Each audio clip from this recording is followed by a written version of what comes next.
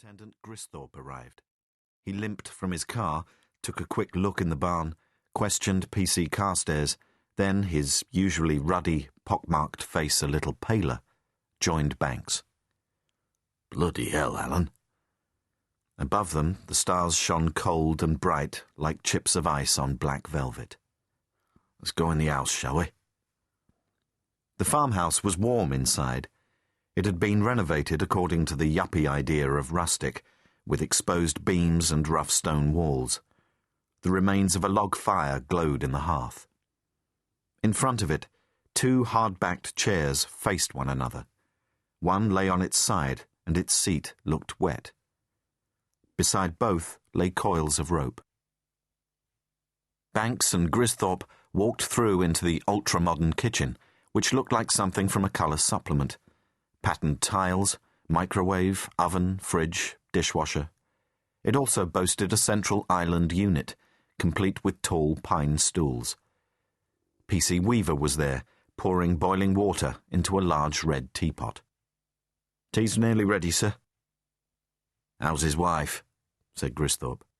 "Oh, there's a daughter too, sir. The doctor's seen them, both unarmed, but suffering from shock. Hardly surprising, really, since they found the body. They're upstairs now with W.P.C. Smithies. Apparently there's a son, too, in America somewhere." "Who was this Rothwell bloke?" said Banks. "He must have had a bob or two." "Some sort of financial whiz-kid, I think. These newfangled kitchens don't come cheap, I tell you." Weaver stopped and stared at the door. Banks turned. A young girl stood framed in the doorway. "Hello. Are you the detectives? I'm Alison Rothwell. Someone killed my father." She was about 15, Banks guessed. She wore a baggy grey American football sweatshirt and a blue tracksuit bottom with a white stripe down each side. Her mousy blonde hair was parted in the centre, and her complexion was pale. "Wouldn't you rather be upstairs with your mum, love?" said Gristhorpe. "No, Mum's asleep. But I can't. It keeps going round in my mind. Can I tell you about it?" "Of course." Gristhorpe turned to Weaver. "Give the lass some tea, lad." He pulled out a stool for her. "You sure you feel up to this?" said Banks. "Yes, I think so." She took a deep breath.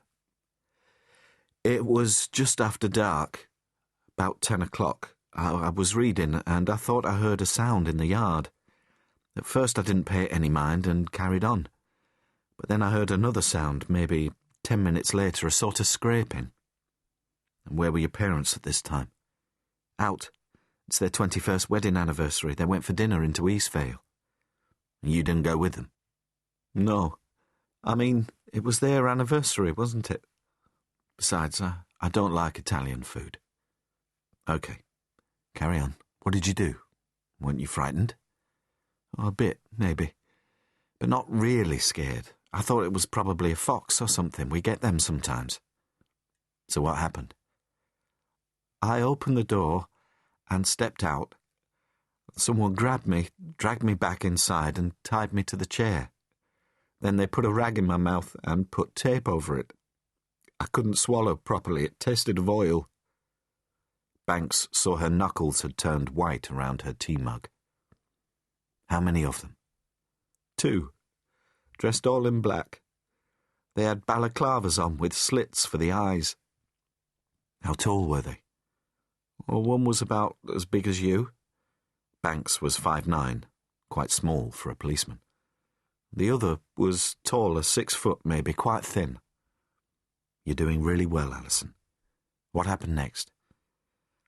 "After they tied me to the chair, they sat and watched television." "They didn't harm you in any way?" Alison reddened. "When I was tied up, the smaller one came over and put his hand on my breast. But the other one made him stop." "How?" "Well, he said not to. It wasn't part of the deal." "Did he use those exact words, 'it's not part of the deal'?" "Yeah, I think so. It was the only time he said anything." "Did you notice his accent?" "Just ordinary. Local?" Yorkshire, yeah."